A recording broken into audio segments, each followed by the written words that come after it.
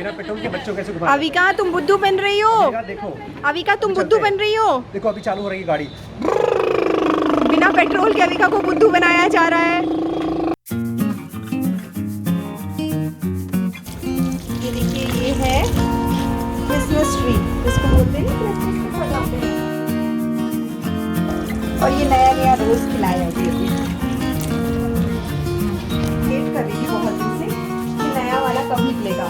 और ये साइड में से मिट्टी तोड़ के ये दो छोटे छोटे पौधे इसी के निकले हैं।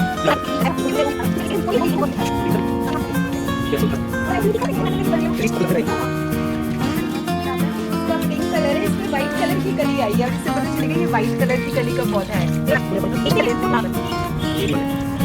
जो पत्ती होती है ये इतनी मोटी होती है, आप इसे पानी ना में डालो तो भी ये हवा से मॉइस्चर खींच लेता है। डेजर्ट्स में कम, रेगिस्तान में और कम वैसी जगह मिलता है। इसकी पत्तियां ये तो खूबसूरत लग रहा है, जैसे फूल बना हुआ है। ये पत्तियां हैं, ये सब पत्तियां हैं।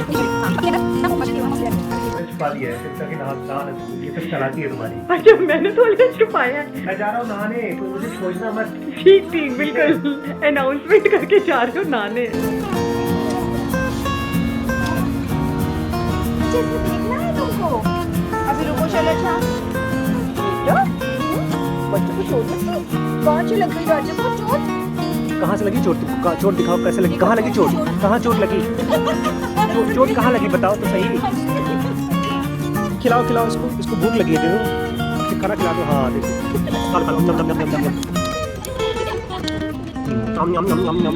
मुझे भी खिलाओ।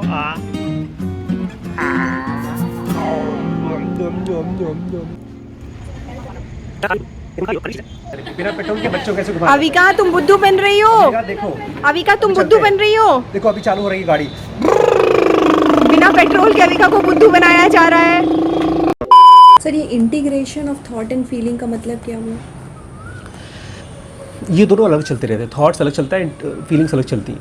जो आप कह रहे हो अभी पीसफुल में मतलब वही कि आपकी, कल मैंने ये पढ़ा integration of thought and feeling, लेकिन ये सुपरफिशियली तो समझ में आता है। Integration of thought and feeling कुछ बोला कि कहीं थॉट्स और फीलिंग्स आपकी मर्ज होती हैं, लेकिन इसका यूसेज नहीं समझ में आया। मैं कहाँ यूज़ कर रही हूँ इसको अपनी लाइफ में, या कब हो रहा है ऐसा? इंटीग्रेशन का परफेक्ट एग्जांपल मैं स्कूल्स में देता था जब मैं पहले पढ़ाता था। पता है, एक आंख बंद करो और देखो, फिर दोनों आंख खोलकर देखो, इंटीग्रेट हो जाता है।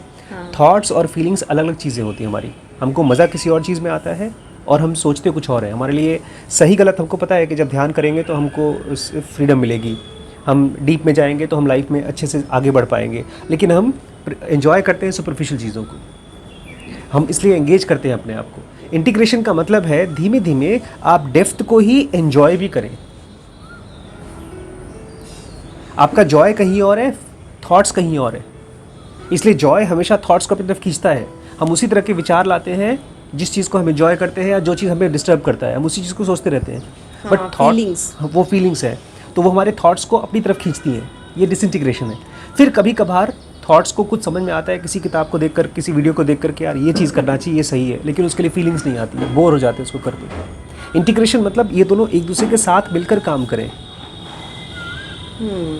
थॉट्स का पर्पज़ है डेप्थ में जाना, लेकिन इमोशन का पर्पज़ है कि उस डेप्थ में जाने के लिए फीलिंग देना, वहाँ बैठ पाना, उसको और एंजॉय करना। खान अकेडमी में बोलता नहीं, वो अलजेब्रा के लिए कुछ कुछ सम्स लगाता है, बोलता है अगर इसको देख करके तुम लोगों को मज़ा नहीं आ रहा है तो क्या क्या कैसे मज़ा आएगा। तो he has feelings for mathematics.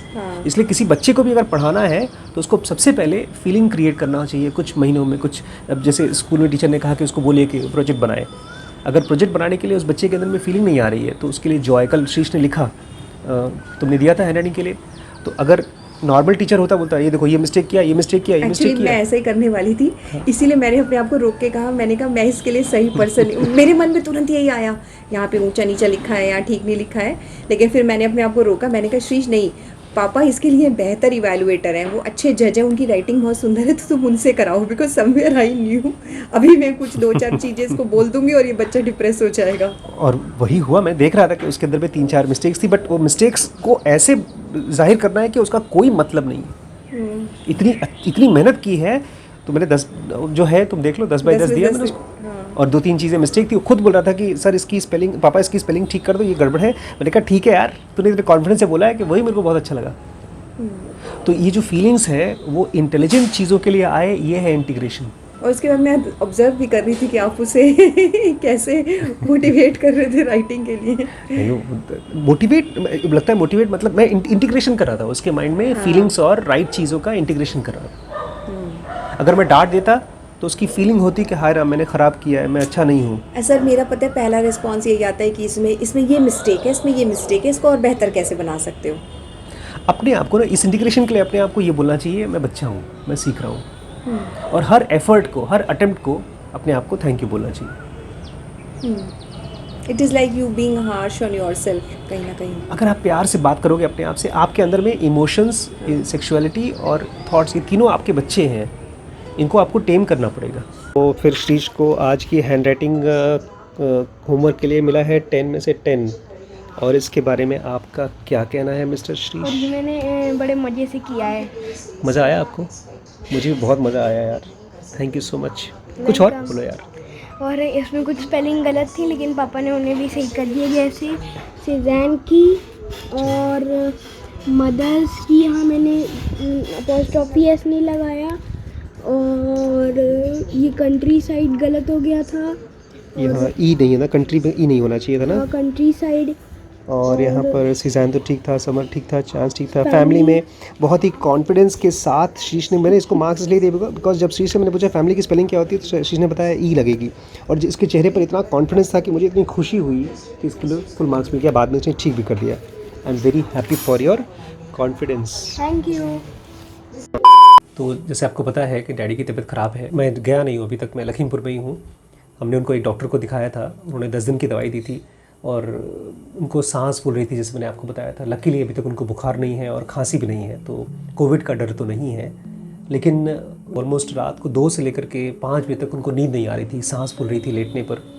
तो हमने इलाहाबाद में डॉक्टर हैं, उनका नाम है डॉक्टर आनंद मिश्रा, उनको हम लोग बहुत ट्रस्ट करते हैं।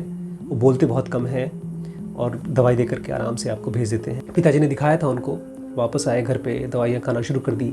मुझे बताया तो मुझे लगा कि ऐसा तो नहीं है कि कोई बड़ी प्रॉब्लम है और वो उन्होंने बताया नहीं हो। तो मैंने उनको कहा कि आप एक बार ईको करा लीजिए। तो पापा ने ईको भी कराया। ईको में उनका इजेक्शन फ्रैक्शन 31 आया था।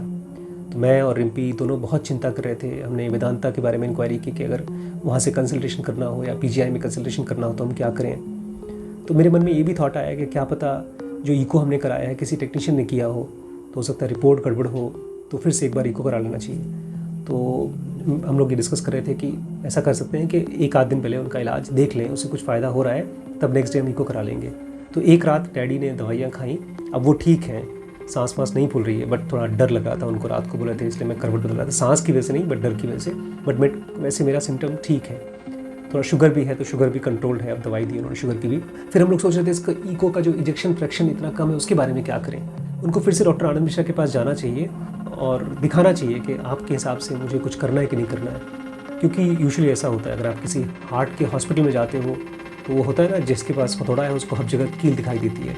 तो अगर किसी को इजेक्शन फ्रैक्शन कम दिखाई देगा तो फटाफट बोलेंगे आ जाओ एडमिट कर लो। एक बार पापा के साथ हो चुका है, आपको एक वीडियो भी है, मैं लिंक शेयर कर दूंगा, लेफ्ट पंडल ब्रांच ब्लॉक करके। तो उसमें उनको एडमिट कर दिया था और ज़बरदस्ती उस पेस मेकर और इस तरह की चीज़ों के बारे में बोल रहे थे, बाद में हमने उसको विदड्रॉ कर लिया था। तो फिर शाम को पापा गए थे डॉक्टर आनंद मिश्रा के पास। बहुत ही सरप्राइजिंग चीज़ हुई। मेडिकल में हम लोग इस चीज़ को सोचते नहीं हैं, लेकिन बहुत जेन्युइन डॉक्टर्स हैं जो आपको हेल्प करते हैं, आपको हेल्प करना चाहते हैं। तो पापा फिर आनंद मिश्रा के पास गए, आनंद मिश्रा को दिखाया, ये डॉक्टर आनंद मिश्रा को दिखाया ये रिपोर्ट। उन्होंने कहा कि मुझे पता है, मुझे लग रहा था कि आपको इजेक्शन फ्रैक्शन कम हुआ होगा और उसकी दवाई मैंने चला दी है ऑलरेडी। उस बंदे ने ईको कराने के लिए नहीं कहा था, हमने अपनी तरफ से कराया था। इसलिए मैं आप सबसे कहता हूँ कि अपनी मर्जी से जाँच मत कराइए।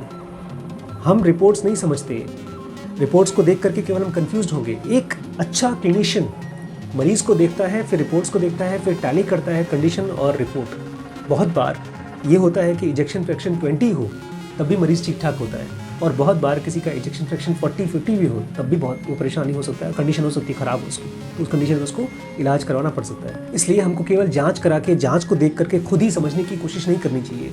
जाँच बहुत छोटी चीज़ है, बहुत ही छोटी चीज़।